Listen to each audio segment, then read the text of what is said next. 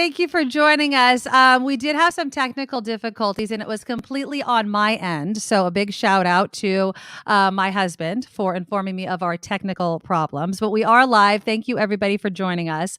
This is the Nikki Medoro Show on Thursday, October 20th.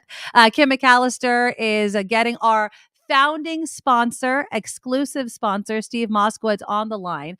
This show is brought to you with limited commercials thanks to our exclusive sponsor, Steve Moskowitz. You can get all the tax help you need by giving Steve a call at 888 tax deal or find him at moskowitzllp.com. Now, if you like what you're hearing and seeing, and I know we're a little late again this afternoon, sorry, totally my fault. Please, right now, exercise that thumb and click that thumb right under the video. It's a way to expand our exposure on YouTube. So every single show, whether it's my show or Mark Thompson's show, you just click the thumbs up and it increases the exposure and does everything like that. You can also subscribe to our YouTube channel and share it with your friends and family. All of the links. It's really easy. I know a lot of you don't want a lot of places to go to. There's a bunch of URLs to remember. Just go to the NikkiMedoroShow.com. I was seeing some comments earlier, and I thank everybody for doing this, that Mark Thompson has started the Super Chat. Now, the Super Chat is a really awesome way for you guys in the moment, and even if you're listening to this recorded after the live broadcast, for you to support this show. Now, this is our fourth show. 1, 2, 3, 4. So Mark has he's in his second week right now. He had a little bit of a head start. It's a bar you have to meet with watchable hours. We're almost there. We're almost there. So if you guys can share it with all of your friends and family, we can meet that bar, that Super Chat bar, and then you could donate. And what happens, it's actually really, really cool. People that donate to the Super Chat, your comment is going to be read and you're kind of at the top of the chat. And it's a way for us to really interact. If you have something you really want me to see, hear, read, share with everybody that loves the Nikki Medoro Show, this is the way to do it. So I will let you know. We will be broadcasting it once the Super Chat is in place. I'm guessing, if not tomorrow, hopefully by next week sometime, we'll have that Super Chat up and running. And it's really simple. You see the live chat right on the side. It's on the right side of the screen you're watching the show on. At the very bottom, there'll be a $sign. You click it, you can give a sticker, you can give a Super Chat, you could donate whatever amount. And again, for anybody that's donated to our Patreon, we really appreciate it.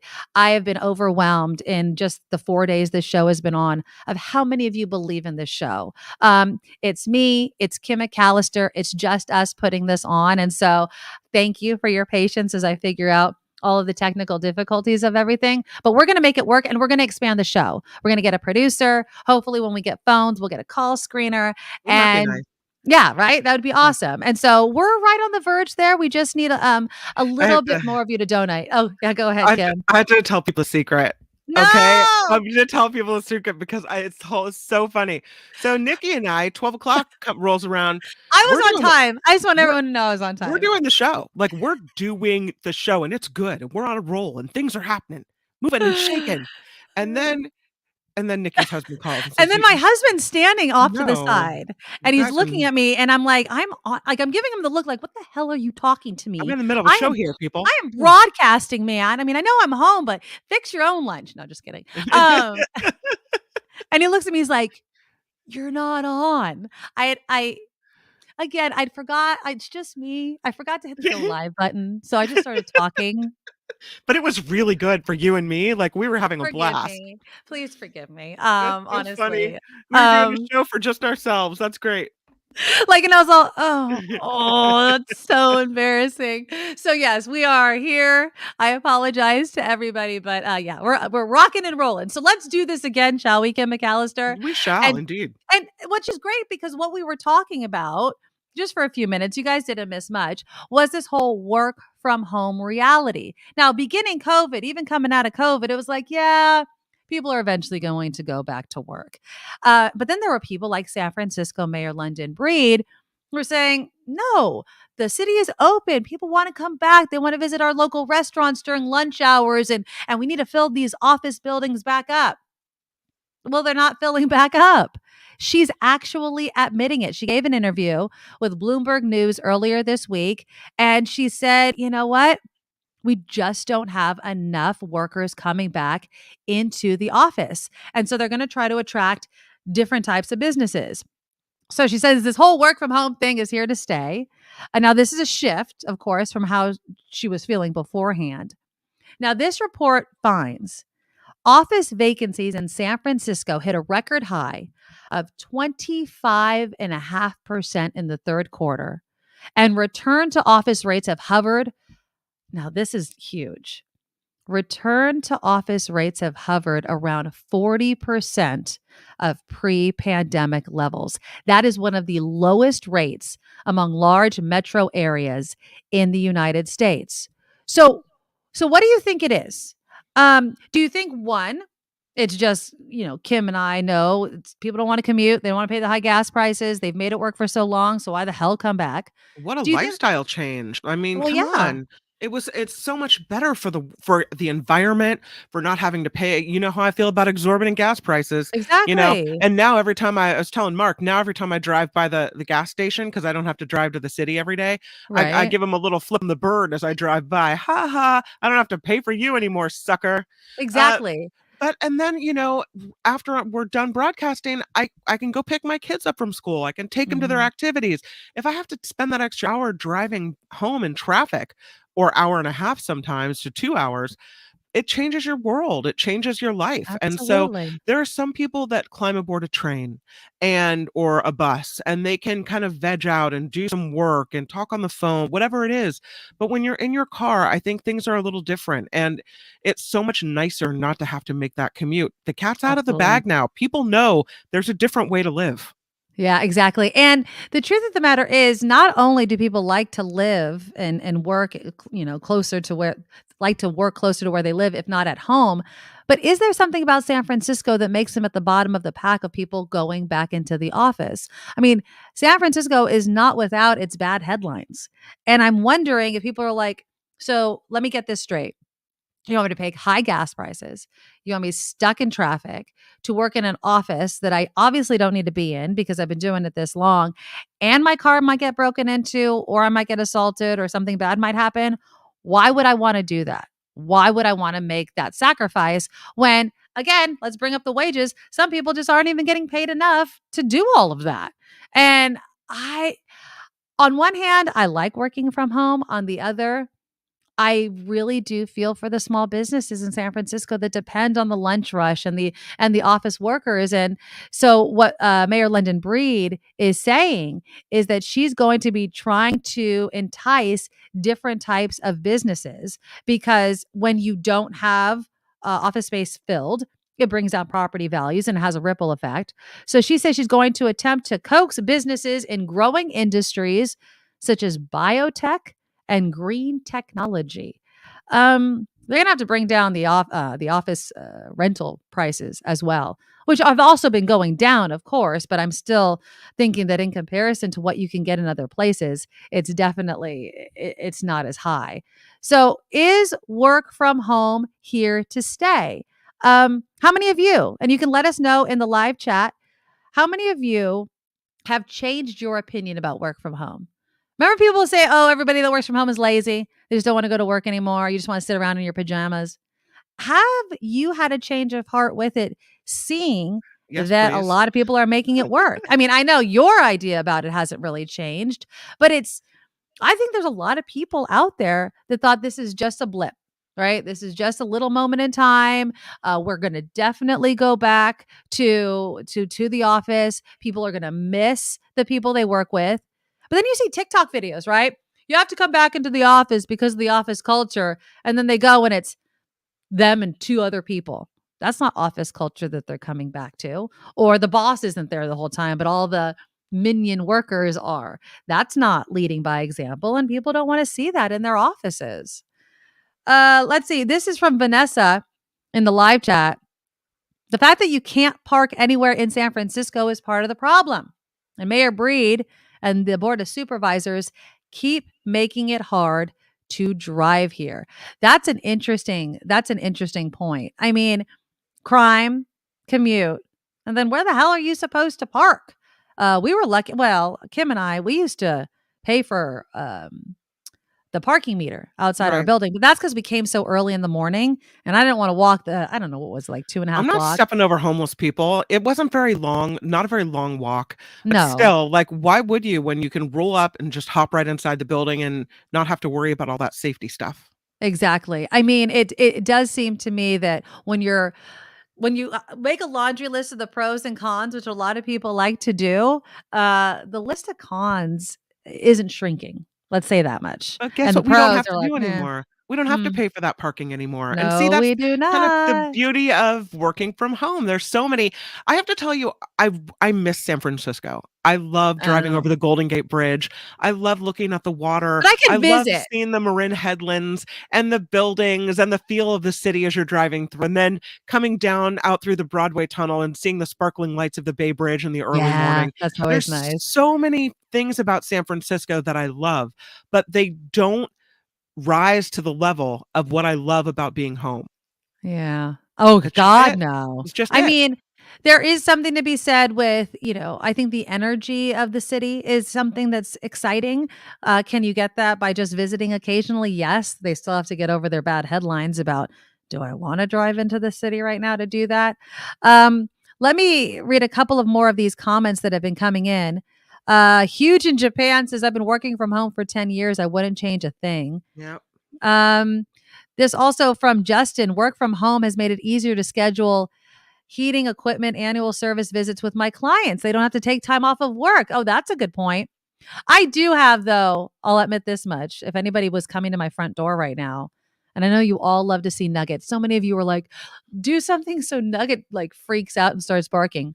No. I put a sign on my door that says, do not, under any circumstances, ring this doorbell or knock on this door. I didn't even give it time. It's just up there, so nobody's gonna ring my doorbell anymore. But did you hear about this story?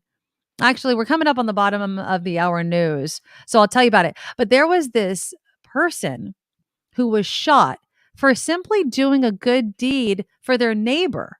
And it's because they were caught on the neighbor's Ring camera. So I'll tell you what that is. I do want to let you know that in about 15 minutes, we're going to bring on the Washington Post, Geoffrey Fowler. He's the tech reporter for the Washington Post, but he's based in San Francisco. I'm going to have to ask him, does he work from home or does he go into the city all the time? Maybe he lives in the city. I don't know where he lives, but he's going to come on to talk about Gmail. It's a very popular service. I use it. Kim uses it. I'm sure so many of you use it, especially if you subscribe to this show on YouTube. Gmail, though, is going to make political spam easier to get into your Gmail account. And so, is there a way around it? Can we forget all of that? Because I don't know about you. I'm up to my eyeballs in the stuff that comes into my traditional mailbox. I don't need it clogging up my Gmail account. But at the same time, if Gmail is the way that people are going to be able to reach you the easiest because Google is Google, then obviously that's the way they're going to want to go. But first, it is now time for a news update with Kim McAllister. Now, from around the world to up your street, the Nikki Medoro Show presents News Czar Kim McAllister. On the Nikki Medoro Show, I'm Kim McAllister. This report sponsored by tax attorney Steve Moskowitz at 888 Tax Deal. COVID vaccines may soon be added to the childhood immunization schedule. Now, this from after around a the world CDC to panel. up your Ooh, street, we're doing the it again. Nikki Medoro Show presents News Czar Kim McAllister. Well, thank you, Craig. I appreciate it. This report sponsored Sorry by about tax that, attorney Kim. Sorry Steve about Moskowitz, 888 Tax Deal. I wasn't sure. You never know in radio if you're on the air, but this is YouTube. We're just going to keep rolling through it. So the COVID vaccines soon have to be, what may soon be added to the childhood immunization schedule. A CDC panel making that recommendation today for kids 5 to 11. The schedule isn't mandatory, but states do have the right to decide whether kids have to get the jab, the vaccine, in order to be admitted to school. President Biden is back at the site of a bridge collapse in Pittsburgh to tout his new infrastructure law. That Fern Hollow Bridge collapsed in January, but President Biden visited that city the same day. Upon his return, the president said the infrastructure law is doing something about bridges like Fern Hollow and others around the country that need some help. College enrollment down for the third straight year. Data from the National Student Clearinghouse shows universities across the country enrolled just more than or just over 1% fewer undergraduates between 2021 and 2022. Numbers from the preliminary report could still change, though, by the end of the year. After that deadly on scene accident, film Rust is making plans to resume production in a new state. The Western themed movie looking for locations here in California.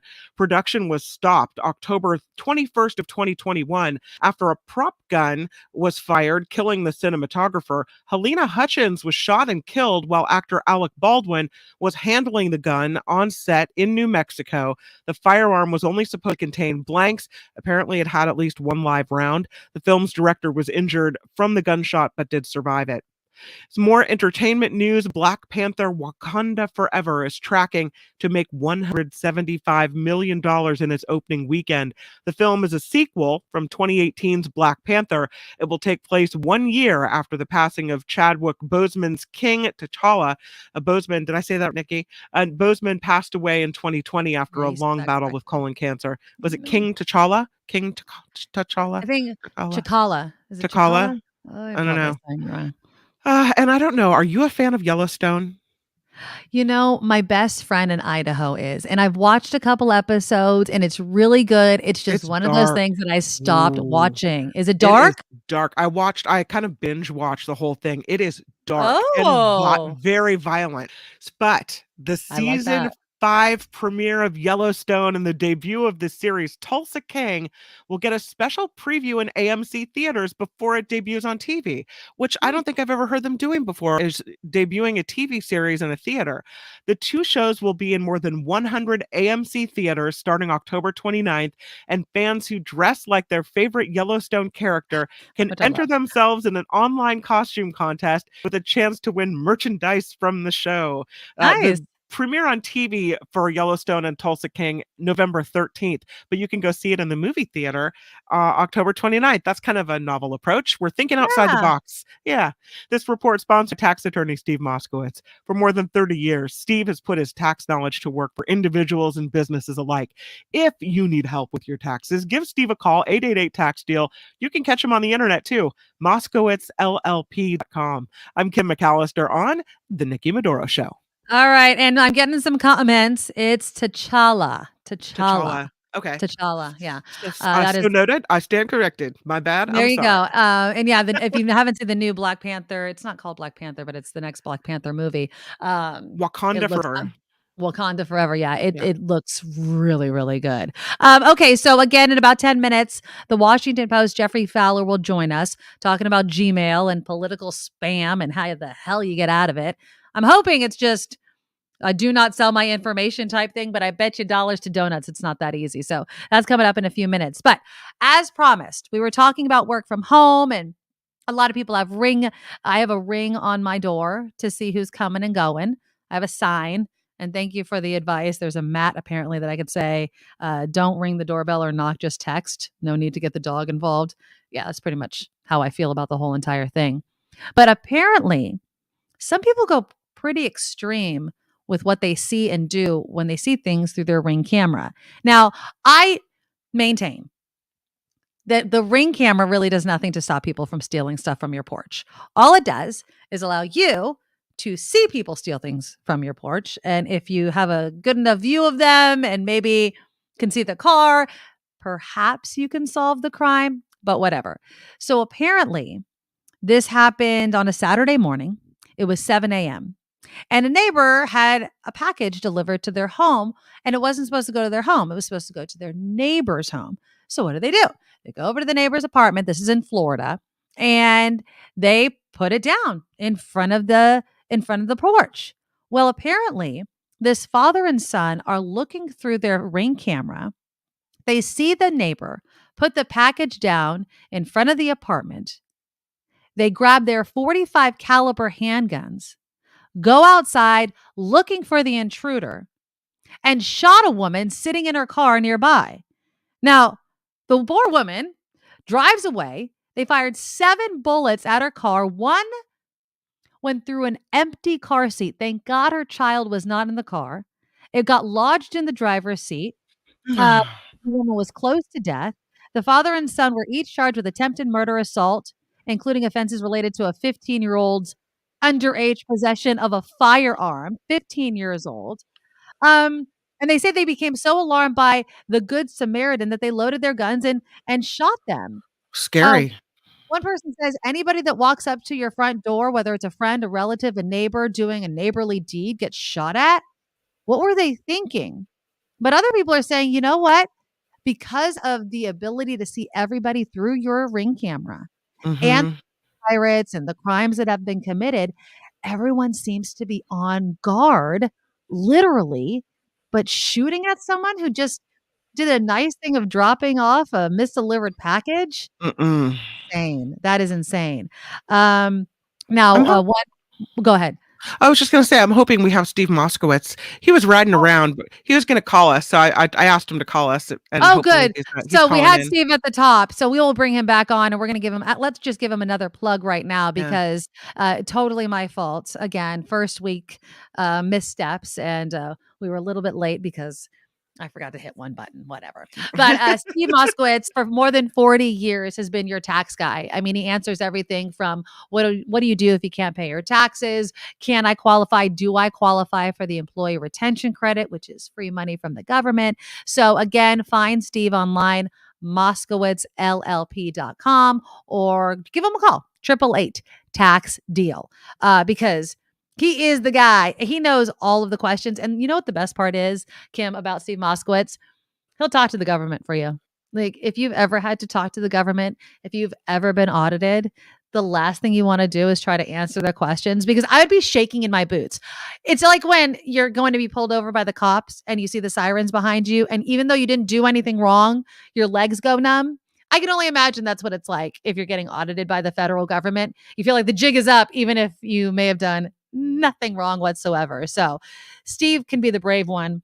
He knows all the ins and outs of the tax law, and he will do that for you. So hopefully, we'll also bring him back on again, and he could talk to us about what he can do for you. Did you see that Monopoly is out with a new edition, Kim McAllister? They have a Napa Valley edition with Mm-hmm. plenty of wine references. So this is another Monopoly. They have all kinds of Yes, different I'd like to editions. buy the Silverado Trail and put 3 hotels on it, please. Exactly. So Yes. let's see. They have Napa Valley Cellars, Hall Wines, Jam Cellars, Frank Family Vineyards. I wonder if, product placement. I mean, how much do these Oh, wineries yeah. have to pay to be part of the I'm Monopoly? sure. I'm sure. So Right? not only do you make money while making the game and selling ad placement on your board, but then you Exactly. make money while you're selling the game. You got it coming in from both sides. Brilliant. Exactly. I mean, it is pretty nice. I'm kind of now, this is really cool. And if you're from the Napa area, I'm sure you would want it. But I mean, how many editions of Monopoly do we really need, people? There are so many. There's the fast kind, there's the electronic kind, there's a Star Wars kind, there's all different kinds What kind do of you have at your Monopolies out house? there. Huh? I literally just threw it and all this stuff came out the other day. I have the basic, I have the original, the OG, Oh, just well, the original. What about you? we have the San Francisco version. So in Oh, that's ours, kind of cool. you can buy Nob Hill, you get to own the Golden Gate Bridge, you get to buy Fisherman's Wharf, that kind of stuff. It's Oh, fun. that's Yeah. awesome. Okay, good. Because I think that if it as a novelty, like, oh, look, you're from San Francisco, here's the San Francisco Monopoly, that's one thing. But I'm only busting out and opening one. It's a mess sometimes, with all the money and all the homes and everything's just like falling all over the place. I'm like, I I'm bought not a opening it up that all the time. I bought a Christmas one thinking, well, that'll be fun to play with the family, at Yeah. kind of Christmas Eve, and they laughed at me. They like, Oh we're not playing that. We're no. not playing it. Okay, Well, got was it it. like Santa Claus and everything, or what was I, it? it was never even open. The cellophane never even cracked. Really? Oh, That's was how not yeah. that's how turned down I got. Oh, that's awful. Mhm. Another thing that's new, although do we really need this? This is also out of Florida. So there's a deal with Green Thumb Industries. They're going to start selling weed at Circle K gas stations next year. So again, this is in Florida. I mean, we have plenty of dispensaries out here. I don't necessarily know if you need to have it at a Circle K. I don't know how I feel about people going to get gas and their weed at the same time. Okay, so this is an interesting argument for a hill for me to take. Okay. But if it's legal, and Right. if you can buy beer at a gas station convenience store, because it's not a good idea True. to buy alcohol and then get in your car and drive, but then they trust you, right? You keep it in your trunk, you don't drink it till you get home, allegedly. So then Right. what would be the difference buying marijuana at your stop at the gas station, keeping that in a secure location, not like you're going to toke up before you drive off, right? That is very true. I mean, I think that that's the thinking as well. So this is going to be uh the partnership will begin next year with 10 of the company's 600 locations in the state of Florida. Legal marijuana has so far been sold only in standalone dispensaries in the US and pharmacies. Now again, it's still illegal at the federal level though. So this is a new way of, I think, making it more mainstream. But I side with you, Kim. I think you make an excellent point. If you're going to sell other things that Mm. alter your mind, what's the difference here? As long as it's, I guess, When I say legal at the state token, level. does it make me sound like old and I don't know what I'm talking about? Because I don't partake of the Toke a marijuana. doobie, yeah, Yeah, spark up I a know. doobie, Is that like man. from the 70s? I don't know. It's okay. I think everybody knows what you're talking about, Kim McAllister. But yeah, so if you're in Florida next year, you may see some weed being sold at your local Circle K. Can't wait All for right, that. so we are waiting for Steve Moskowitz to come on and talk to us about tax implications for all of us, especially because that deadline did pass. But right now, let's talk about your Gmail and how your Gmail may be the newest source of political spam. Let's welcome the one, the only Geoffrey Fowler with the Washington Yeah. Post. He's a tech reporter based in San Francisco. Geoffrey, it's so nice to see your face doing these interviews. Hi guys. Yeah. Wow. Hi. You have like eyebrows and I and a great know. smile. Oh, thank Okay. you. And I'm so happy that you were able to come on. This is our first week of the new launching of the show. So I hope to have you back on. I love speaking with you about all things tech and techie. So you have an article out in the Washington Post, which again, I will link to my social media feeds. And you're talking about political spam. Now, when I think of political spam, right now I have two things where I keep saying things. My mailbox, which is, I think, the more traditional way, and it just fills up my recycling bin. And then my phone now is getting all these text all the time. And now you're saying in your article that Gmail is going to make it worse. What do you mean? They are. Well, so politicians for the last decade or so have been in the business of trying to annoy us in every possible way. Um, they kind of learned this from the Obama campaign because it was kind of the first digital campaign, and they learned Mhm. from it. You know what? The more you pester people, the more response you're going to get. And in the U.S., there's no laws against that. Politicians are allowed to pester us any way they want. So yeah, your email is part of how they want to pester you. And guess what? It's really easy for them to find your email. They buy it from other politicians. They might, buy it from data brokers. There's all sorts of ways. So they want to fill up your inbox with pitches. Say vote for this, vote for that, vote for me, give me money. My Yeah. inbox is already full of it. Even though as a journalist, I don't get involved in political campaigns, I'm neutral, I don't donate to anybody, still they find me. So that's the background. Now, here's about how it's about to all get worse. Google used to send much of this stuff to your spam box, right? That's maybe why you haven't been seeing it in your Gmail. Well, they've decided, you know what? They want to win some points in Washington with the politicians. So they're going to now give politicians, and politicians only, nobody else gets this exception. Politicians will get to skip the spam filter and go straight into your primary inbox. That's the place in your inbox that you're supposed to get job offers and emails from your aunt and other really important stuff. Now you will also Right. get That's random clogged. emails from politicians you've never heard of, begging you to vote for them or begging you for money. This actually just started. I just started receiving them myself yesterday. I Mm. was tweeting out a screenshot from one of them. And to me, it's just completely ludicrous.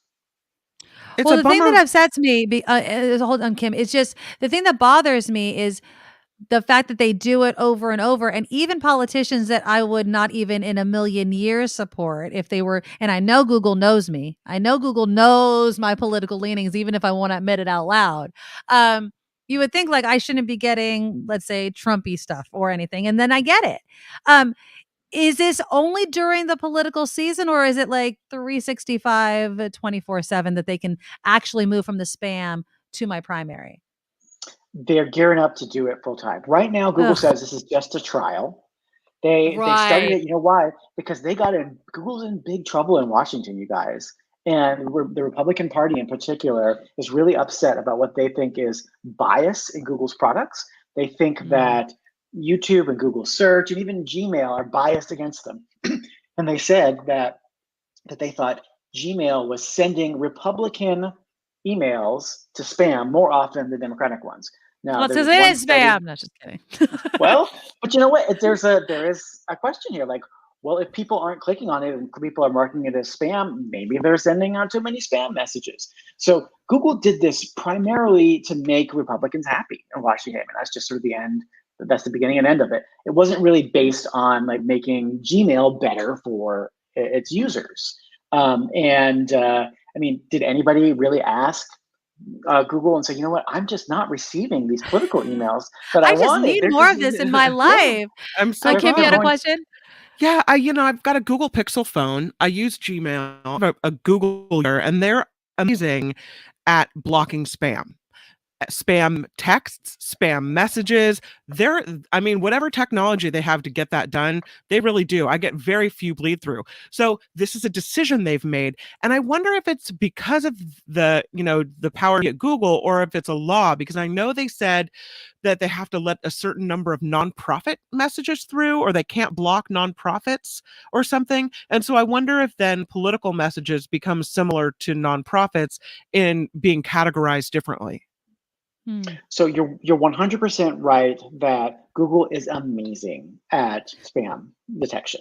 Like, it's one of the reasons why people all switched to Gmail, Yeah. 10 or so years ago, right? Because your inbox actually became usable again. You didn't have to worry about all this sort of stuff. So they are expressly making a carve out of their amazing technology to make Gmail worse for all of us in order to win Mhm. political points. In terms of the law, no, there isn't a law that says they have to let anything pass the Okay. spam filter or into a particular inbox. But the law gets a little more fuzzy, where the courts have, it's a little vague, but courts have, for the most part, said that political speech is protected under the First Amendment. So even Okay. if a politician Um, wants to lie, that's allowed under the First Amendment. Even if a politician wants to invade your privacy, take all your data, sell it to somebody else, buy it from somebody else so that they can micro target you with messages, that's also, so far at least, been allowed by the law. So that's sort of the core of the problem, that that's protected by the First Amendment. Now, there's no law that says Google is not the government; it doesn't have to right. follow, the First Amendment. But they want to cozy up again with these politicians who say they care about privacy, but they only care about it when it doesn't get in the way of their potentially raising more money. So that's the core problem.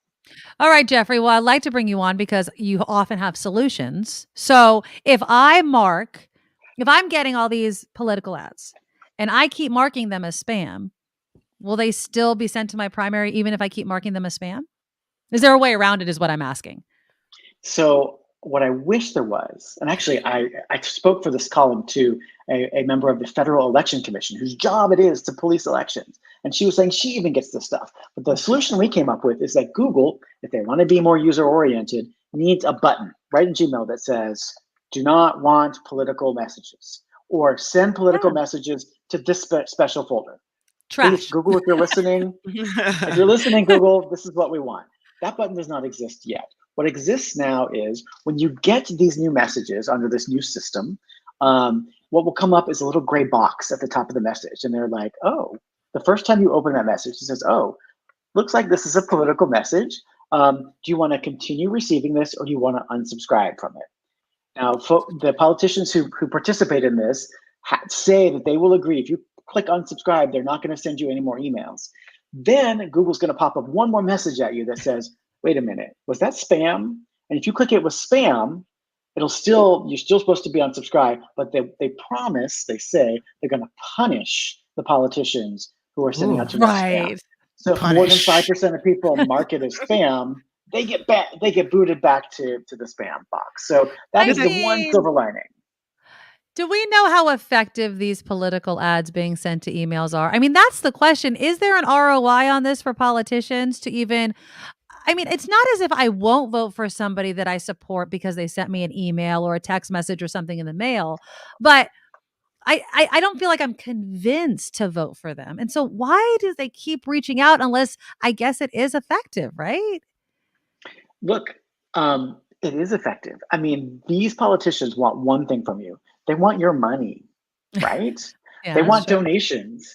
And they have learned the same trick as spammers. They have aligned themselves with those people who send you emails from Nigerian princes that say, if only you hand this over. That's who they're Oh, with yeah, on yeah, yeah. this. And they know that if I have like a 0.01%, goes for it, they're still making money. That's true. I Go have a ahead, Kim. question for you in that when you get a political mailer, there are rules about that where they have to put at the bottom who's paying for it, who's Mhm. responsible, right?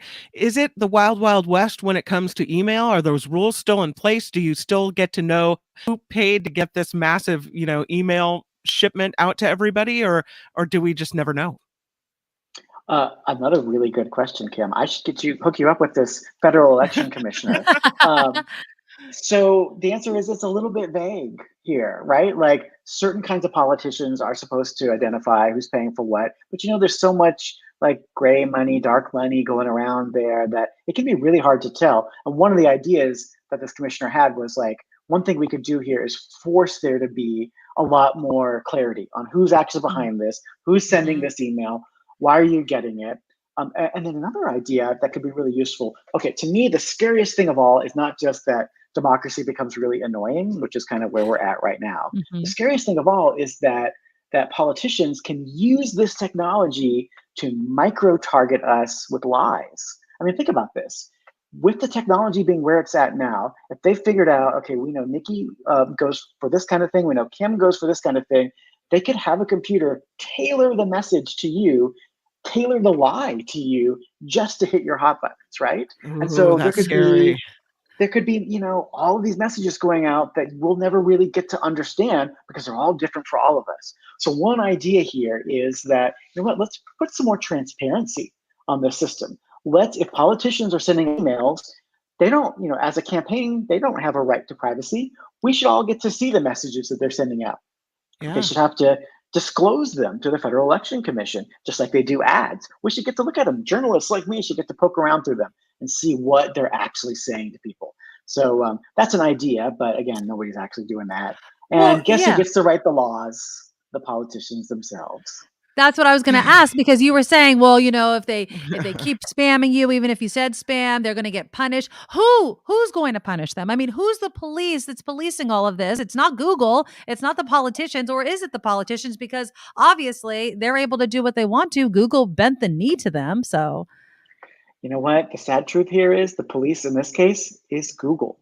This is the point we've reached, y'all, in our society where Google has more power. Big tech has more power, more authority to make laws and to enforce rules in the United States, globally. I mean, that's really kind of the world we're headed towards. We need to start thinking about these companies like governments because that's what they're becoming. So yeah, in yeah. this Geoffrey, case, Google gets to decide. people in the chat room say that you are a good-looking guy and you have great hair. Oh, look at Just want to that, let you know Jeffrey. that. Thank you. It's what you can't And get on radio, Jeffrey. You know what I mean? We just have to see that's that right. beautiful face. We did get a text from Nicholas. He said that this whole emailing thing beats paper in a dump. So, Oh, there that's a good there is point. that, an environmental, note. But I worry though whether Google is to say, "Oh, look at she's checking Gas Buddy. She's concerned about the price of gas. She's trying to find the Ooh, good cheapest price point. of gas. We're Mhm. going to shuffle this Trump notice to her about the price of gas and what he's going to do, negative on the Biden campaign and how he's responsible for the price of gas." I mean, I wonder if they're going to They're gonna target read your me. mind. Yeah. Yeah, in the same way they target me with other ads, their political ads are going to be targeted the same way. Yes, that is already happening. You are Damn absolutely it, correct, Kim Geoffrey. McAllister. The nightmare is here. The nightmare is here.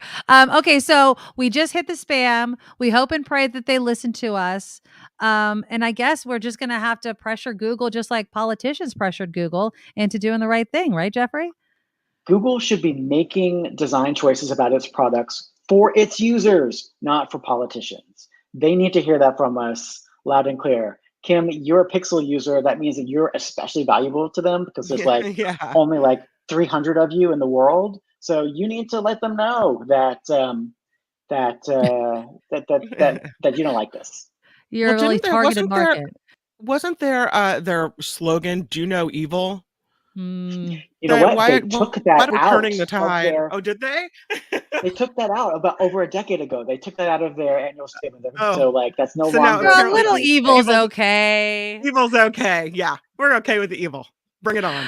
You know, I Well, should say there are a lot of good people at Google that want to do the right thing and are probably horrified when they heard that this is what their company had agreed to do to make Washington happy. So look, good people inside of Google keep building products for us.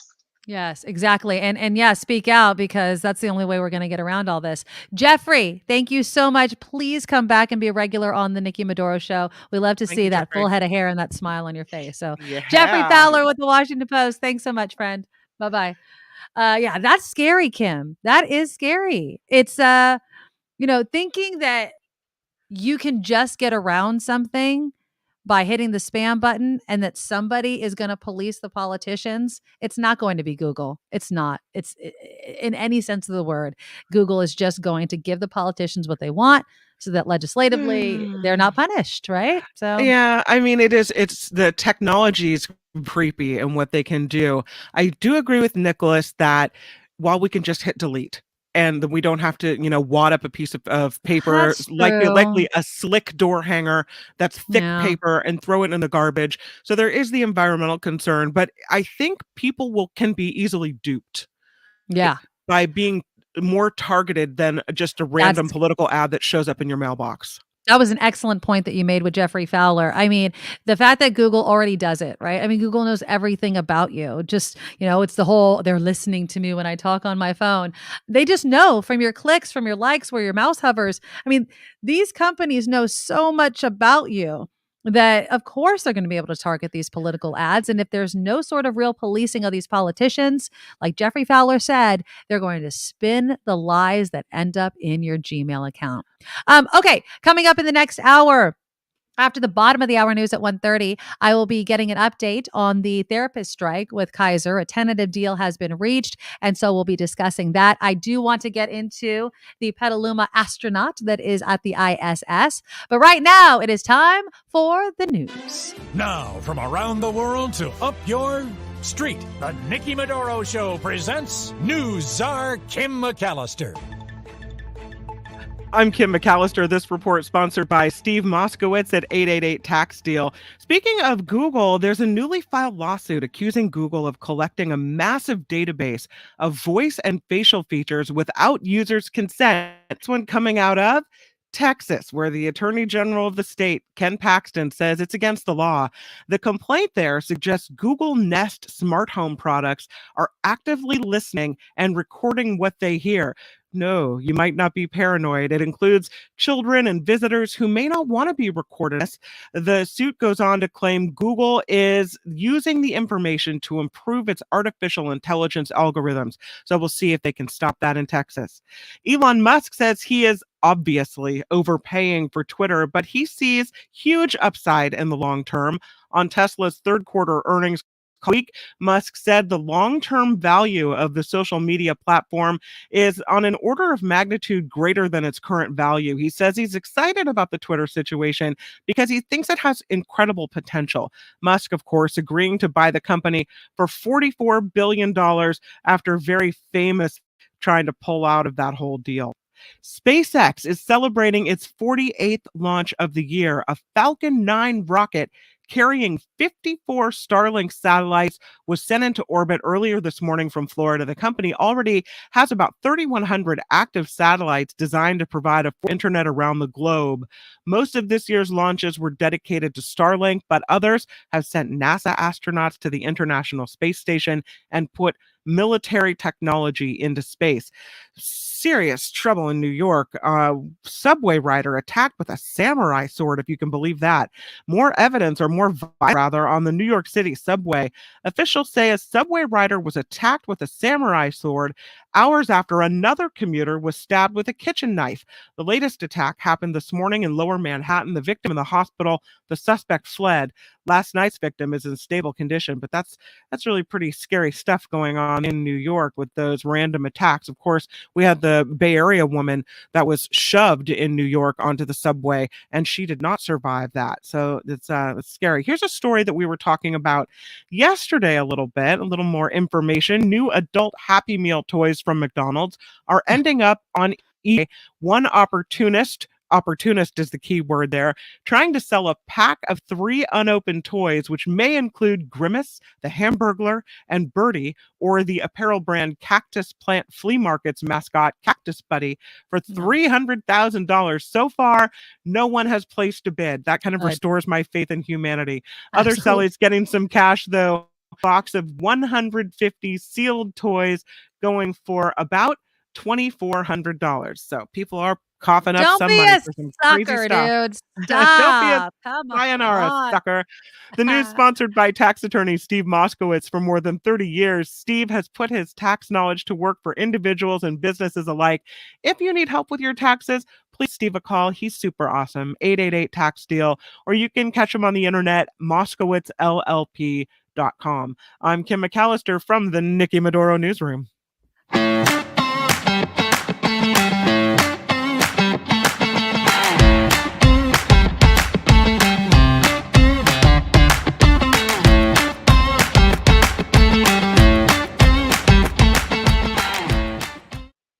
Joining us for hour 2 of the Nikki Medoro Show with myself and Kim McAllister. Again, like I mentioned, the show is brought to you with limited commercials thanks to our exclusive sponsor, Steve Moskowitz. Get all the tax help you need by giving Steve a call at 888-TAX-DEAL or moskowitzllp.com. While we're thinking about it, can you all just click that thumbs up button just once right now, every show? And that really helps increase exposure for our show, because when you hit the thumbs up, when you subscribe, and when you share with your friends, then we can, of course, grow the show. And if you have it in you and can donate some money, go to thenikkimedoroshow.com. Links not only to our show, but to our Patreon that can hopefully get us some more staff here to put on and grow the show for you.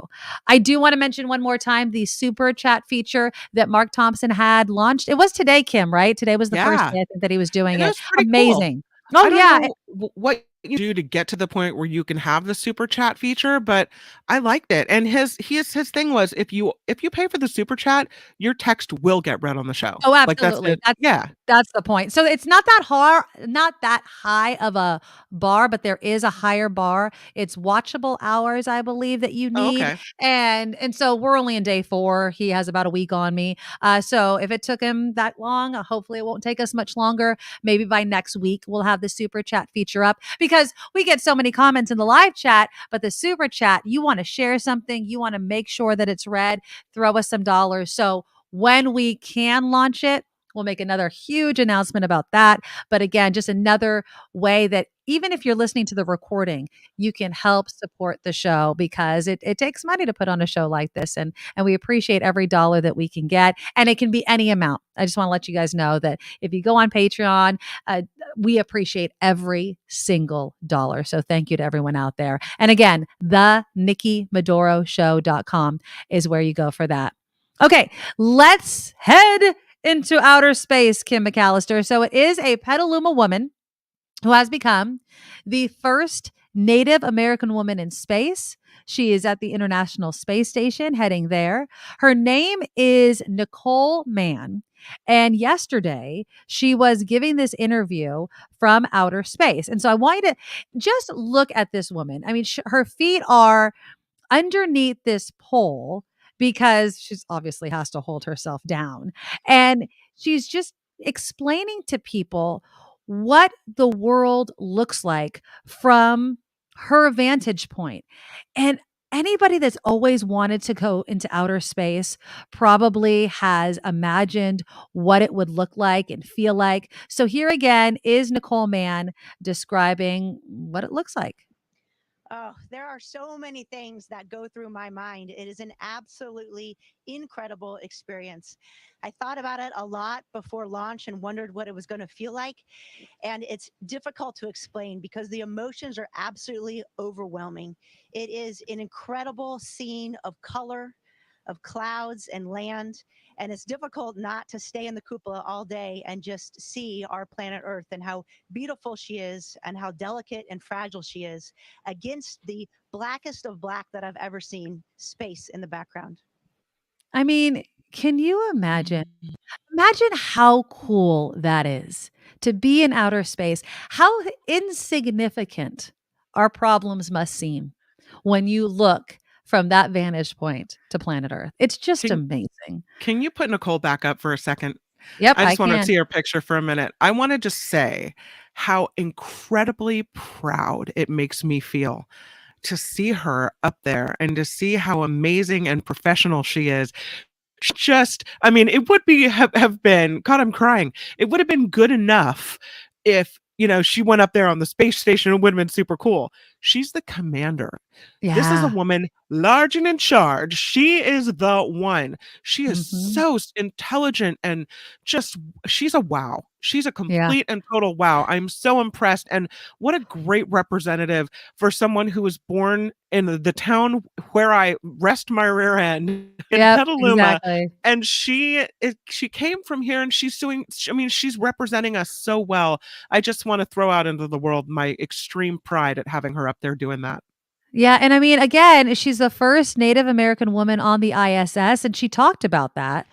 I feel very proud to be on board the space station and certainly to represent Native Americans and Indigenous people on board. I think it's important that we recognize that there are all different types of people on board the International Space Station, not only from different countries, but from different backgrounds and different nationalities. What that does is it just highlights our diversity and how incredible it is when we come together as a human species, the wonderful things that we can do and that we can accomplish. And I think it's a great message to the kids that are in, junior high or high school or even younger, for them to know that these opportunities are out there for the taking. Absolutely. So, congratulations to Petaluma's own Nicole Mann at the ISS, the first Native American woman in space. But right now, we have our own little celebrity here, big celebrity in the Bay Area, the one, the only, Steve Moskowitz, who is here. And Steve, thank you so Hey, much for coming look, on and My being a sponsor. pleasure, Nikki. Oh, and look at you. You have lighting, and I'm able to see you so much better, Steve, because we want to see your face when you tell us how you are going to help us during the tax season that, honestly, Steve, it feels like it never ends nowadays. It never ends for us because, the extended due date was Monday, 10/17. And now we say, oh, almost the end of the year, time for tax planning to save you money. Because the idea of tax planning is instead of moaning and crying that you're paying too much, do what the Fortune 500 does, plan and pay less. On the other hand, with ERC, the government can go ahead and give you money. The government is giving away up to $26,000 for every employee that you have that qualifies. And you say, well, what do you have to do to qualify? There's the easy way and the not so easy way. The easy way, which obviously you would try first, is that your gross revenue drop by a certain amount. If it does, that's it. You're in, nothing else to think about. But what if it doesn't? We want to avoid the two extremes. I'm going to talk about both. On the one hand, there's another way to do it, and the law clearly says either or. The other way is called full or partial closure test, also known as facts and circumstances. For example, take an essential business like Safeway. All businesses in the state of California were mandated from the beginning of the pandemic until 6/15/21 to only use 25% of the inside. So Safeway could only use 25% of their store which means they had a partial closure, 75% of their store. That's an example. Supply chain problems are an example. And there's a lot of other examples too. But not everybody qualifies. And one of the things the IRS is very concerned about is there's a lot of fraud right now. There are companies that just have popped up, and they're only doing these applications. They didn't exist before. They came into existence just to file these applications, and then they're going to disappear. So when the IRS has a few questions and you call the number that took your money, it's going to be disconnected. And that's a real problem. And what I talk about is like what I've talked about on radio for all these years. You should take everything to which you're legally entitled, no more and no less. Obviously, if you're not entitled, you don't want to fraudulently apply for something. Right. That's absolutely wrong. And you don't want this company doing it for you. On the other hand, you don't want a company that's taking the easy way out and say, I'll just do the math test. We'll actually sit down with you. Even if somebody else said, hey, you don't qualify because your gross revenue didn't drop enough, we'll sit down with you, go over all your facts and circumstances. And if you qualify under the second test, then let's get every penny to which you're legally entitled. If you don't, we'll tell you don't qualify, and here's why. But if you do, let's find out. And what I've said my whole career is you should take everything to which you're legally entitled, no more and no less. And that's what we want to do for you. I was saying earlier, Steve, that the best thing about you is that you'll talk to the federal government and we don't have to, because I would go weak in the knees, but you have the strong knees to deal with the government, because I know, like many people, you hear the word audit or you hear that you need to prove something to the federal government. You feel like they're up against you. And if you're on their side, then it's like they have a superhero fighting for them. Well, that's so kind of you. And this is our chosen career. And what we do is we go to the government. If they have a question, we answer it for you. In almost every case, you don't have to talk to them, deal with them, have anything to do with them. That's basic representation. And again, we believe in what we do for our clients, and we're here to talk for you. And this is our chosen profession. This is what we do for a living. And you do it so well for 40 years. Give Steve a call, 888-TAX-DEAL, or find him at MoskowitzLLP.com. Steve Moskowitz, thank you so much. We'll talk again soon. Thanks, Nikki. Bye-bye. Bye-bye. Yeah, so it's just give Steve a call. I mean, God, he'll take all the problems away. I swear to God. If he can, if anybody can, Steve can. Okay, so thank you again for joining us on the Nikki Medoro Show, the fourth show. Make sure that you hit that thumbs up button, share and subscribe the show with all of your friends, and go to the NikkiMedoroShow.com to find ways to donate any amount to help grow our show right here on YouTube. So we really appreciate everybody's patience. Thank you, thank you, thank you. Okay, so we were talking about Nicole Mann in outer space. Let's keep it up in the air, shall we? So there was this woman, and she went viral. She's from Australia, and she was stuck on a flight. Now, she was going from, now I'm going to also preface this. She's a conservative commentator. Okay, so let's not act like she doesn't know what she's doing. All right, that she doesn't have a platform or anything like that. Her name is Sydney Watson. She is a political journalist, but she's right-winger. That's how she describes herself. And she took to Twitter last month. And she was really upset because she was what she describes as wedged between two people. So let me show. I have a picture of it. I'm going to share it with you. And I'm going to be honest. She was wedged. It's not as if she's lying, okay, about what exactly she was experiencing on this flight. She was quite squeezed in. Okay, so here, take a look at this picture. Here's the first picture. So she's wearing this sweater, but this is one person on one side. And if you're listening and not watching right now, she's wearing like a red sweater, and there's, I don't know if it's a man or a woman, but a very large arm next to her, touching her arm. Then on the other side, it's another arm. Person's wearing a white t-shirt, but definitely touching. Every single part of her body is touching on that side. And so she wrote this viral article, or actually she did a Twitter thread and then's been interviewed, so it keeps spreading, where she's saying, I should be compensated. I should be compensated because I did not get what I paid for. She posted a YouTube video. She said, I couldn't even put down the armrest because it wouldn't have fit. She couldn't put down her tray table because if she did, I guess it would poke into the leg of one of the people that she was sitting next to. Now, it was American Airlines. That's the airline she was flying on. American Airlines responded by saying it does not discriminate against body types. It wrote, "Our passengers come in all different sizes and shapes. We're sorry you were uncomfortable on your flight." Um, and then another email was sent to the woman, and they said they sincerely regret the enjoyment and comfort of the flight was diminished due to another customer exceeding their seat space. Now, the part that seems to be new in this debate, because, sitting next to someone that, maybe they're hanging over the seat or maybe they're being too loud or fill in the blank of some sort of annoyance that you don't like, that's nothing new. What is new is this point that this Sydney Watson was making. She's saying this has to do not just all those things, the fact that I paid for my seat, I should be able to put down my armrest, but it has to do with consent. That she was forced and could not stop being physically touched by another person.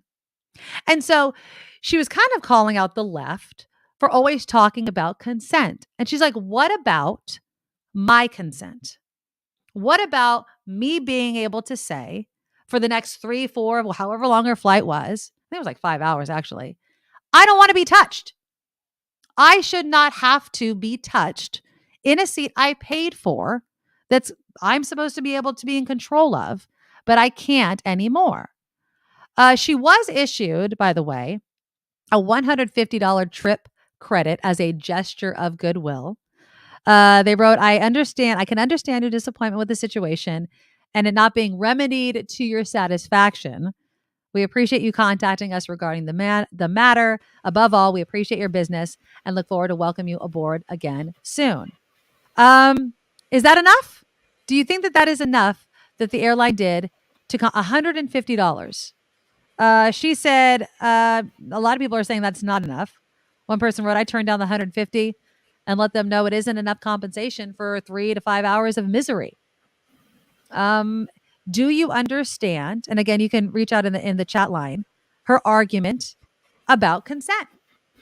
Kim? Yeah, but she didn't have to be so ugly about it. She was definitely ugly and mean-spirited. And I feel like I know that I don't like her as a person based on the way she delivered her message. But her message wasn't wrong. You shouldn't be crowded in like that. Comments I've seen have to do with, well, the airlines are making the seats smaller. So as the seats become smaller, it's really the airline's fault. But I was under the impression that if you're packing some extra pounds on you, that you had to buy an extra seat, which would have alleviated the whole problem. How does that work? Anybody out there ever had to purchase a second seat for themselves? Because I was just kind of mulling it over in my head. What is the process of buying yourself? Not somebody else, not just buying another seat in another person's name. What is the process of getting another seat for yourself? I mean, I feel like there'd be a glitch somewhere, like this person already has a seat on the plane. I don't think it's complicated. They must have people that do it all the time. You think so? Well, you just buy a second ticket in your own name, right? Yeah, I guess. I just feel like when you put all of your information in, like, do you get double the frequent flyer miles? I mean, if I'm buying another seat? Yeah, because it's on money spent, right? Yeah, maybe. Now, as far as the consent aspect of it, I think that is the strongest argument that she's making. What if I have some sort of health condition in which my skin is very sensitive, which we know that, some people have these nerve autoimmune disorders or what have you. What if I'm physically in pain because I cannot get away from the physical touch of another person? I mean, I think that she makes an excellent point about that. Now, she did say, and this part I was kind of looking at the other people, and she didn't show their faces, so it's not like she was publicly shaming them, although she was. But she did say that she offered, because they were together. And she's like, well, do you want to switch seats with me so you could sit together? And they're like, no, it's okay. And I think that they probably said that because they knew they'd be all over each other, right? Like one of them would be squeezed out by the other one. I think they're trying to be polite because I think it's easier for people that are overweight to sit next to each other than it is to sit next to. It would be uncomfortable I never want to sit in the middle know of that you're anybody causing someone you don't want to cause those folks didn't want to cause people distress. If they knew that it would have been easier on her, I'm sure it would have been more comfortable for them to be sitting next to each other. Well, she offered and they're like, "No, it's okay." But I mean, think about it. So if you're larger and you're larger, I mean, being together in the same I will admit too tiny of seats. I mean, then they're just like smushed together. But if you have a tinier person in the middle, then both of you can kind of have a little bit more room to breathe, right? On And if each you're side. although if you know each other and your family, right, which I think these Yeah, and people were, I you don't can know. just Yeah. flip up the armrest and not have that whole barrier in between you, and so it becomes more comfortable. Yeah. I mean, I feel like it's she's not apologetic, and I don't think that she really necessarily has to be, but I would say that you have to be sensitive to the fact that people need to travel and get around. Now, I'm not making excuses because that's what she's really saying. She's saying you all are making it seem like being excessively obese. And these people, I couldn't see them standing up. I just saw their arm, like I showed you. We don't know how big they were. Maybe it was just the seeds. I have no idea. But she's saying this is the problem with society is that you guys are making me feel bad for simply wanting the whole entire seat that I paid for. And I think she has a point there. So here, let me play you a little bit of this video that she posted. And she even had it sponsored. That's how much she's kind of making money off of all of this. But she makes a really good argument, not just about consent, but kind of calling out the rest of us for not, in her opinion, not calling out people that should, I guess, be in better health. Here she is. The fact that this is considered fat shaming or the fact that this is considered offensive and inappropriate really speaks to how regressive we are as a society. It means that while the left and while all these other groups of people, all these fat positive people are probably the ones crying about consent all the time, they're the ones who complain about choices being taken away from them. Well, I didn't have a choice in the situation that just happened to me. I didn't consent to being touched for hours on end. I didn't consent to having no personal space, to being sweat on, because that was another component of this, is that obviously when you're wedged like that, everyone gets a little sweaty. There's a little bit of body situations happening that are not so great. I didn't consent to any of that. And the fact that I'm somehow the bad guy because I took exception, because I said something, really speaks to how completely deranged we are as a society. Like I said, I'm not sorry.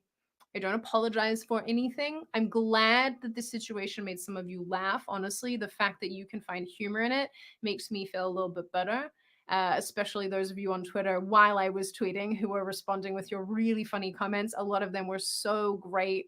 It really tickled me. They made a big difference. But generally, like, just be considerate of other people. Like, it costs you nothing to not be a butthead. To not be a butthead. I mean, maybe she should take her own advice. That's what I was just gonna say. That's what I was just gonna say. I mean, being considerate. Who was inconsiderate in that situation, Kim? The airline, first of all, for not noticing that there's a problem if she had a complaint to get her moved to a more comfortable seat for herself. But also, she was incredibly inconsiderate and rude to the people. I mean, don't you think they've seen this by now? Yeah, they I probably mean, have. how horribly embarrassing and awful. And I'm sure they didn't mean to make her feel bad about it. But she's just nasty. She's just a nasty. Do you think that if you're a bigger person, that you should automatically buy a second seat or wait until somebody complains? I think you should automatically buy a second seat. Absolutely. Yeah. That's cost prohibitive for people, though. Well, I it is what it know. is. I mean, you have another option. Your other option would be to lose weight. So if this is this is how you are for whatever reason, then you want to ensure your comfort and the comfort of those around you. And if you are taking up more than one seat, then you need to buy more than one seat. Actor Brendan Fraser is in that new movie, The Whale. He had to wear a fat suit, even though he's not. He doesn't look like George of the Jungle anymore, but he's supposed to play a 600-pound man in this movie, a severely obese man. And he was giving an interview, and he says playing this character taught him that those with similar bodies are, quote unquote, incredibly strong people, both mentally and physically. So he said there was a bit of a learning curve. He says, it gave me an appreciation for those whose bodies are similar. I learned that you need to be an incredibly strong person physically, mentally to inhabit that being. Charlie, it's the name of the character he plays, Charlie's physical mobility is limited to his home space, which is his couch. His story is told behind closed doors. He's a light in a dark space. And I think it's poetic that the trauma he carries is manifest in the physical weight of his body. Brendan Fraser goes on to say, I needed to learn to absolutely move in a new way. I developed muscles I did not know I had. I even felt a sense of vertigo at the end of the day when all the appliances were removed, as you'd feel stepping off of a boat onto the dock here in Venice. And then he went on to say, casting Charlie was a huge challenge. This was actually the director who said it. The director said, I considered everyone, all different types of actors, every single movie star on the planet, but none of it ever clicked. It just didn't move me. It didn't feel right. A couple of years ago, I caught a trailer from a low-budget Brazilian movie. I saw Brendan in it, and a light bulb went off. He went on because he was being called out, the director was, for not hiring an actually obese actor to play Charlie in the movie The Whale. And the director, Darren Aronofsky, said you couldn't find the person to do it. And then he raises an interesting point because we always talk about, appropriation and actually using people. So if you're going to have a certain type of character of an ethnicity or a gender or what have you, it should be authentic. This person, the director said, like, if I can't find a 600-pound actor, is a 300-pound actor or a 400-pound actor enough? He said, from a health perspective, it is prohibitive. It's an impossible role to fill with a real person dealing with those issues. So it's really an interesting question about the strength of a person, what they physically look like versus what they're physically going through. It just seems that we make a lot of judgments about people without really considering, what they may be going through and what their personal situation is. Now, I do believe that if I pay for an airline flight, going back to our other story, and I'm not comfortable, I would reach out to maybe a stewardess, the flight attendant or whatever, and try to maybe move or have something done. I got a text from Aaron Mhm. who says, it's not an obesity issue, it's an airline issue. Trying to cram on as many seats as possible. She says, I don't like strangers touching me either. Seats should be bigger than child seats. Her husband, she says, is very tall, like 6'5". She says he has to sit in the aisle so part of his body can spill out into the aisle. Lame to bring up weight in regards to this. I mean, it's true, but I do not imagine a day is going to come where the airlines are like, you know what? Let's make our passengers more comfortable. Let's rip out some of these seats and make them, like recliners. That's never going to happen. Someone else, RN Sue, said you have to accept forced closeness to fly. Everyone knows that. That's true. I mean, I'm tiny. I'm a tiny person and I still touch people when I'm on an airline. You know what I mean? I mean, I'm still figuring out who gets if I sit in the middle, I get my choice of, that's my rule. I get the choice of which armrest I get because I'm already in the middle. Everybody else gets the outside one. But I mean, those seats are extremely small. So there has to be a balance there. I am looking forward though to that movie, The Whale, with Brendan Fraser, just because he's been getting so much attention and a lot of good publicity because of it. So I hope that it works out. I hope it's as good as they're making it seem, because it would suck if the movie was no good at all. A couple texts. One from Al Anonymous writes, her posting this and having Twitter and YouTube, she's just looking for validation and for attention as well. Yeah. And then from RL, I do hate flying because of the forced closeness, but he says airlines are to blame. If RL is a man, I said he. Yeah. Well, yeah, exactly. It's an interesting thing, but yeah, I think the attention seeking and the airlines are good points. All right. Coming up, we are going to get an update on the therapist strike that's been going on for quite a while at Kaiser facilities. But first, it's time for some news. Now, from around the world to up your street, the Nikki Medoro Show presents News Czar Kim McAllister. On the Nikki Medoro Show, I'm Kim McAllister. This report sponsored by tax attorney Steve Moskowitz at 888 Tax Deal. Republicans are making a promise to fight back against the CDC's new COVID vaccine recommendations for kids. The health agency recommended the shots be added to the childhood immunization schedule, and that may prevent some kids from being admitted to school without it. But Doug Mastriano is running for governor in Pennsylvania, and he says that Commonwealth will not mandate the COVID vaccine no matter what the CDC says. Florida Governor Ron DeSantis is agreeing to hand over all records related to the migrants flown from Texas to Martha's Vineyard. He will do that, he says, no later than December 1st. A new report shows more than 1 in 4 adults don't meet the World Health Organization's recommended activity levels. According to the WHO report, close to 500 million people around the world will develop diseases due to lack of physical activity. This report finding heart disease, diabetes, obesity, and other things will affect people, costing as much as $27 billion annually. President Biden set to make a rare campaign appearance with Democratic Senate nominee John Fetterman tonight. That's in Pennsylvania. It is the president's only planned campaign appearance this week, less than 20 days out from the midterms. Fetterman locked, of course, in an increasingly tight race with Republican and TV doctor Mehmet Oz. Congressional Republicans have filed a national version of Florida's Parental Rights in Education bill. It's been dubbed the Don't Say Gay bill by its opponents. The new effort, led by Louisiana's Mike Johnson, who says children should be learning about reading, writing, and arithmetic at school, not radical gender theory. Thanksgiving dinner is going to be a little more this year. Turkey prices are 73% higher than last year, and analysts say it could stay that way through the holiday season, largely due to the spread of the bird flu, which led to smaller supply, higher feed costs, labor shortage, also factoring in to the increase in price. The USDA says the cost of an 8 to 16 pound turkey is $1.99 a pound compared to $1.15 last year. Kim, do we ever have the headline in the news that the price of a Thanksgiving or Christmas dinner is going down? We I feel never like have that headline. No, we never never have that happens. one. It's like, oh yeah, it's like No. Groundhog Day. I get it. I'm paying more. It's a It's speaking of airlines, American Airlines is getting rid of its first class cabin. Instead, they're expanding business class seats. The company's Small chief seats, commercial small seats. officer, exactly, more small seats. They say in a conference call with investors, the decision was driven by customer demand. So more people, I guess, will shell out money for business seats, but they don't have enough money to shell out for the first class cabin. He said many of the airline's business class seats have improved as well.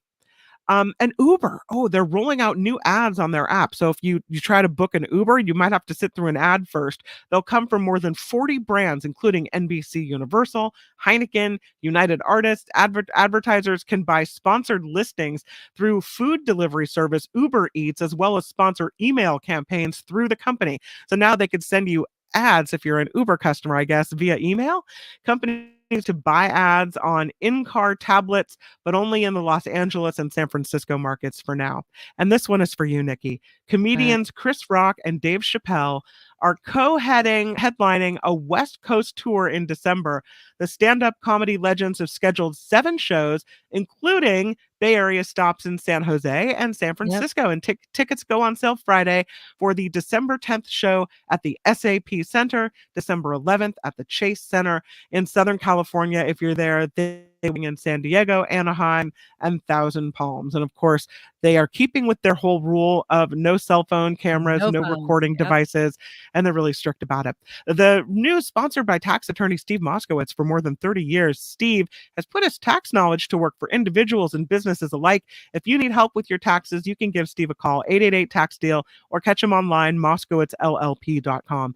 I'm Kim McAllister on The Nikki Medoro Show. Yay! Awesome. Thank you, Kim. Okay, so we talked about this at the other station not too long ago, but although this strike has been going on for quite a while, it's Kaiser Permanente, their mental health workers in Northern California, have been on strike. I think it's something like 10 weeks.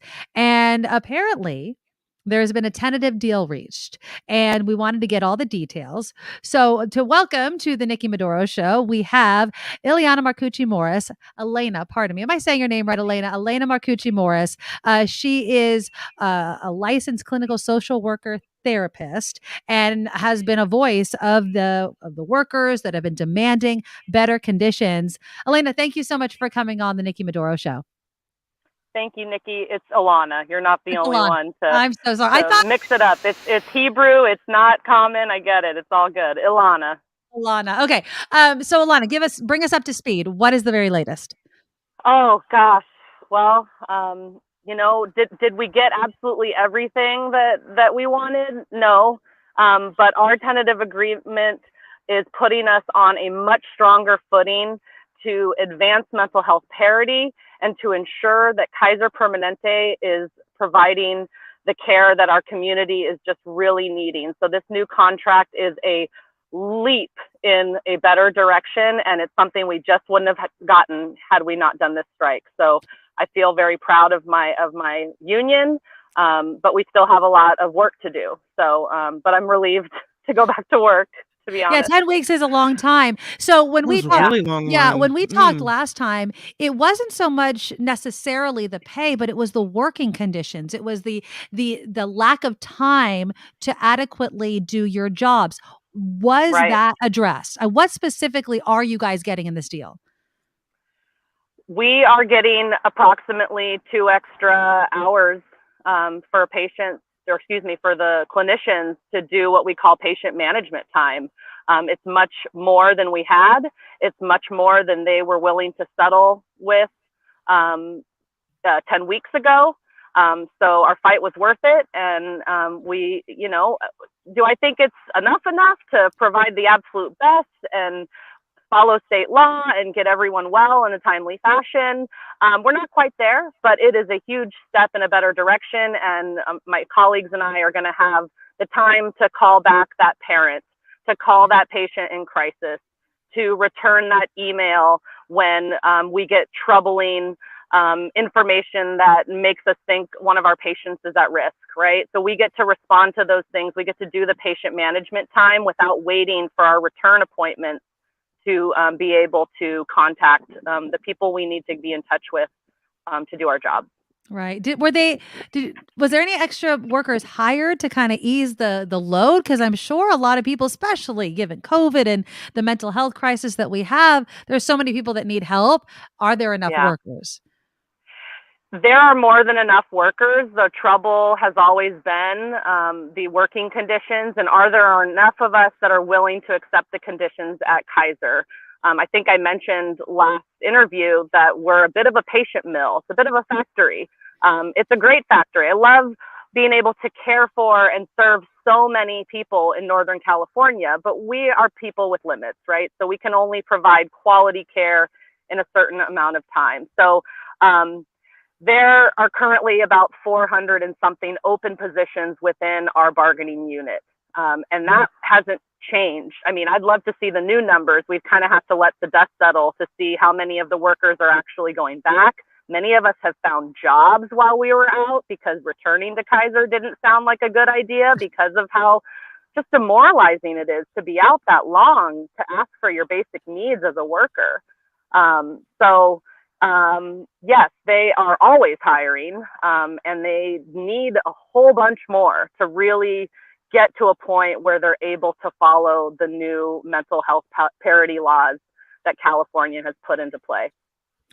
What message do you have for Kaiser patients who have been waiting for this strike to end that need help? Are they immediately going to be able to get an appointment with a therapist? Should they kind of wait or kind of temper their expectations of when things may go back to normal? Sure. Well, the normal before the strike was that they weren't getting their needs met anyways. So if getting back to normal is the goal, my hope is that we get better than normal with this new contract, right? So it will take time for the advancements for our patients to really come into play. We got some real teeth and promises to implement collaborative models of care. We're basically going to be working with Kaiser to increase the programming, increase providers. So there's a lot of hope. But in terms of how fast it will put into play, they're telling us that we're going to get this ball rolling real quick. When's the vote? Takes time. When's the vote? Right now. Right Oh, wow. now. So yeah, right now. So we started putting it out to our members yesterday. I don't know the exact deadline, but I think by the weekend we will know if we have a ratified contract. I'm optimistic. I mean, our bargaining committee is about 20 something of us, and we don't put forth the vote until we can recommend something and we think it's a decent deal. So I'm confident that our members will also, take the advancements. But I guess we won't know until the vote is complete. Well, I have a question fingers for you crossed. too. Yeah, go ahead. I wonder how you get over the ugliness, because those negotiations were so not pretty, and some things were said and just ridiculousness. And I wonder, I mean, I think it had a lot of saying, do I want to work for Kaiser anymore? Like these people suck. And so I wonder, I mean, to be honest about it. And so I No, it's wonder, real like, talk. how do you get past that and go, okay, let's get back to the work of helping the people that Right. need help, even if I work for people that I'm having trouble respecting right now?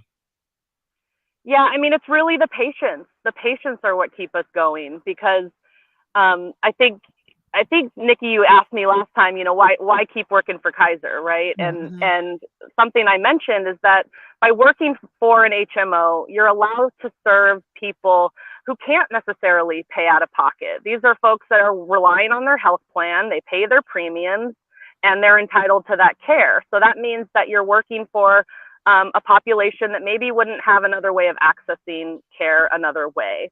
If I were to go into private practice in order to stay afloat, I would probably have to have rates that would just systemically exclude some folks, right? Just to stay in business. So we keep going for our patients, and, but not all of us have been able to do that. As I mentioned, a lot of therapists have left and found other jobs and that's the risk Kaiser took when they allowed us to go on strike in the first place, right? So the retention problems aren't over. I hope that our fight in giving therapists more time to do their jobs and a plan in place to get this system more compliant with state and federal parity laws will mean that we will get there soon enough. And honestly, I just feel really invested to see this fight through at this point. So when you talked about getting 2.5 hours more is it per day or per week, or about 2 hours? It's a 2 hours a percentage. day? It's a percentage. Yeah. Okay. Yeah. So there's a lot of nuances that I'm not sure will appeal to your listeners so much, but on average, we moved from 15% of our time going to patient management time to 20%. Okay. So it's a 5% increase in time where we get to call our patients back. We get to respond to their messages. We get to file that CPS report or APS report that's necessary for someone's safety. And also is mandated. We're mandated reporters, so we could get in big trouble if we don't do these things, right? So my hope is that therapists aren't going to be working hours and hours of overtime because they care. Unfortunately, our employer has taken advantage of the goodwill of our workers because we don't get into mental health because we don't care about people. We care a lot. And sometimes, for better or worse, that means that we're giving free labor because we care. And I think we've learned to set limits on our time, and we've learned that we have power when we band together and unify. So that's honestly one of the bigger gains, is that the connections we have on our picket lines among therapists has just been incredible. I mean, we've been in this COVID telehealth world for over 2 years now. So it means we don't see our colleagues as often. Folks are isolated. They wonder, gosh, is this problem just me or the system? Well, we learned it's the system. And we were able to have those shared experiences on the picket line and really get together to make change. Yeah, and to show how strong you are. It's frightening as you're talking about, just what you're going to use the hours for, to think that you weren't given those hours to do those things. Because if I was seeing a therapist, I would assume that's all factored in to the day and to the quality of the service that you're providing. I'm insured through Kaiser. My mom was a 40-year Kaiser nurse, so I understand, the stories of picketing and getting what you want from Kaiser. Congratulations. I guess I know you said Thank it's not you. everything you want, but Yeah. keep up the good fight. Stay in touch with us. And you always have a platform here on the Nikki Medoro Show. Thank you so Right much for on, coming Nikki. on. Thank Thanks, you. My Alana. pleasure. All My right. pleasure. Thank you. Alana Marcucci Morris, thank you so much for coming on. Yeah, I love how she ended it there, though, talking about the fight that they, banding together to fight to Mhm. get what you need and want. Now, I know some of you may feel differently about unions and what they do for businesses, but specifically, what she was talking about, what they were asking for. It seems common sense, does it not? I need Yeah. time to figure out what to do with my patients, to think about it, to be a mandated reporter, to do all these things. That should, of course, be factored in. And the fact that it took a 10-week fight to get it, kind of Brutal. insane. That's Because they didn't get insane. paid during that fight. They got Oh, God, no. $0. 0. I So mean, they that's might I have a mean, strike fund, but I doubt ask it. to go 10 weeks without a paycheck. Right. That's hard. Exactly. That's very hard. And you know And what, Kaiser Kim? knows it and pushed them to Mhm. the outer limit to what they could tolerate to then what they had to accept in the end. It's super uncool. We're having, and it also reminded me a lot when she was talking about the overtime hours and things done, probably not even paid. We're teachers, right? And how we're having a crisis in our schools because teachers are looking around and saying, while on one hand, I got into this profession not for the money, because it's just well known that you're not going to make a ton of money being a teacher. I went into it because I care about kids. Right. And these people went into it because they care about people and their mental health. But healthcare is facing a crisis. Just this week, there's been 2 years of stalled contract negotiations, and some Santa Clara County doctors who are part of the Valley Physicians Group. This is a union representing 450 Santa Clara County employed doctors. They're going on strike. They're set to hit the picket line November 1st. All right. They've already started picketing in front of Valley Medical Center in Santa Clara Valley Medical Center. It's actually in San Jose. The strike comes after doctors say the county has failed to address poor working conditions in the contract. Doctors say they have ongoing high caseloads coupled with reduced resources and a burned out workforce, and it's hurting patient care and pushing workers to a breaking point. I mean, if these doctors, who I would assume make more money than some therapists do, possibly, they're saying the system is even broken for them. I'm saying the entire system is broken. And, we could debate what healthcare should look like in this country and should it be single payer? What do we do about the insurance companies? But, people that push back on Obamacare, the Affordable Care Act, as if the system that we have in place is working for people, working for everyone, it's insane. And I know I've told you guys this analogy before. 2 knee surgeries. One cost me like, I don't know, $5,000, right? The other one cost me $20. That is a broken healthcare system. And the only change was my health insurance. Mm. That's insane. It's just something's broken here and it's all the way up. There's a nursing shortage as well. How many people do you know go into the trades to become a nurse? I know so many of them. So there is a widespread shortage of nurses. It's been going on for years, but it was really exacerbated during the COVID-19 pandemic. Researchers estimate that 1 million registered nurses will retire by the year 2030. 1 million nurses. So what's going on?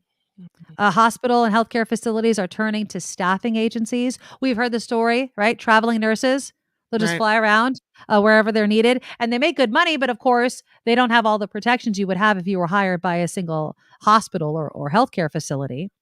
Contract nurses now comprise 8 to 10% of a hospital's labor force. That's up from 4% pre-COVID. So more than doubled contract nurses making up the labor force of a hospital.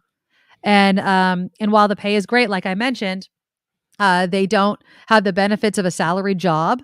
And of course, there's the travel involved. You're moving around. You're not able to develop that relationship with the hospital, with the community, or what have you. There's, according to Bloomberg, some lawmakers want to investigate if the rise of contract nursing has harmed the healthcare industry, well, I would say overworked staff is harming people right now.